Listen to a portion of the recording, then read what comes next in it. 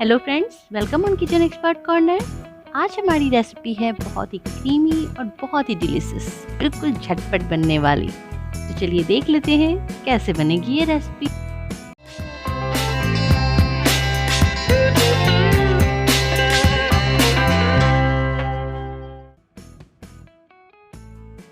इस रेसिपी में मैंने ओरियो का रेड वेलवेट केक यूज़ किया है। जी हाँ, ओरियो ने एक नया, बिल्कुल भी नया फ्लेवर लॉन्च किया है, रेड वेलवेट, और आज मैं इससे ही रेसिपी बनाने वाली हूँ। ये कोई प्रमोशन वीडियो नहीं है, ये टेस्ट मुझे पसंद है इसलिए मैंने ये रेसिपी बनाई है।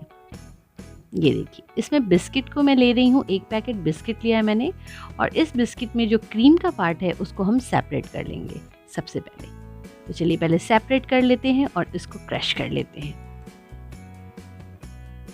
ये देखिए, इस तरीके से हम क्रीम को सेपरेट कर देंगे और सारे में से इसी तरह से सारी क्रीम निकाल। सेपरेट हो गया ये। इसको भी हम यूज़ करने वाले हैं, पर कैसे यूज़ करूँगी वो भी मैं आपको दिखाती हूँ। सबसे पहले इसको मैंने क्रश कर दिया है। इसको आप तोड़ के भी कर सकते हैं और मिक्सी में बिल्कुल भी हल्का दरदरा पीस सकते हैं।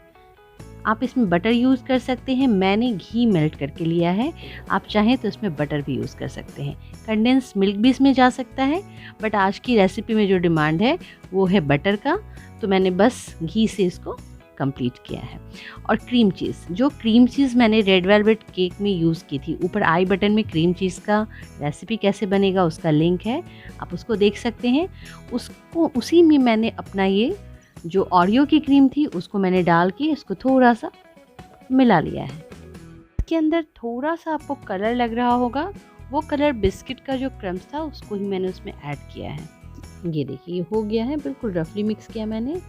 और अभी आपको क्या करना है कि इसमें कोई भी तरह का, आपके पास अगर सिलिकॉन मोल्ड हो, किसी भी तरह का ऐसा छोटा जो चॉकलेट्स का आता है वो हो, या फिर आपकी आइस ट्रे, आपको किसी में से भी एक ले लीजिए और उसके अंदर आपको अच्छे से ग्रीसिंग कर देनी है बटर या घी से, जो आराम से निकल सके आप उसी से कीजिए।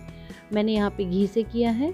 और इसके अंदर जो बिस्किट का मिक्सचर था, देखिए, अगर आपको इस तरह से, जैसे मेरे आज आपको बताया मैंने कि रेसिपी का डिमांड था कि मैं बटर से करूँ, कंडेंस मिल्क नहीं यूज़ करूँ, बच्चों की डिमांड थी, तो मैंने आज सिर्फ बटर से किया है।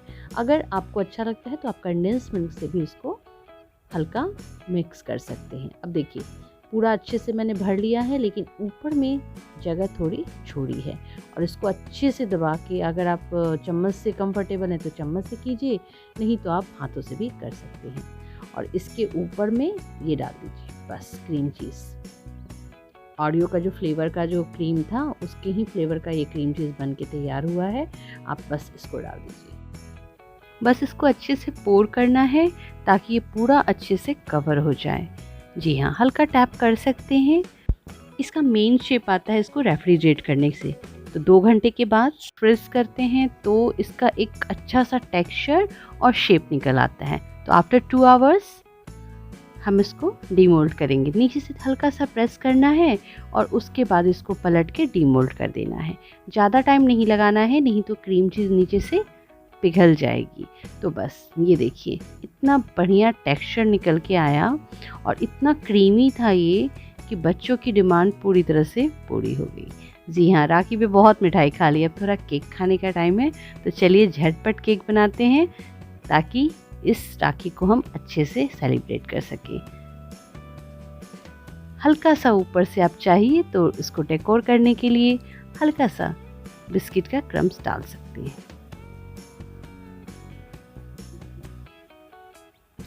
रेडी। चलिए तोड़ के दिखाती हूँ कैसा लग रहा है ये। हल्का सा कट किया मैंने बीच से, और ये देखिए अंदर से इसका टेक्सचर काफ़ी क्रीमी है और बहुत ही टेस्टी है। ओरियो का ये फ्लेवर तो बहुत ही अच्छा लग रहा है। आप इसको किसी दूसरे भी फ्लेवर के साथ में भी बना सकते हैं। तो फ्रेंड्स, कैसी लगी रेसिपी? लाइक कीजिए, शेयर कीजिए अपने दोस्तों के साथ, और सब्सक्राइब कीजिए विद बेल आइकॉन ताकि आपको वीडियो की नोटिफिकेशन मिल सके। आप मुझे फेसबुक और इंस्टा पे भी ज्वाइन कर सकते हैं। ऊपर सब्सक्राइब हियर है, वहाँ पे आप सब्सक्राइब कर सकते हैं। Thanks for watching. Bye bye.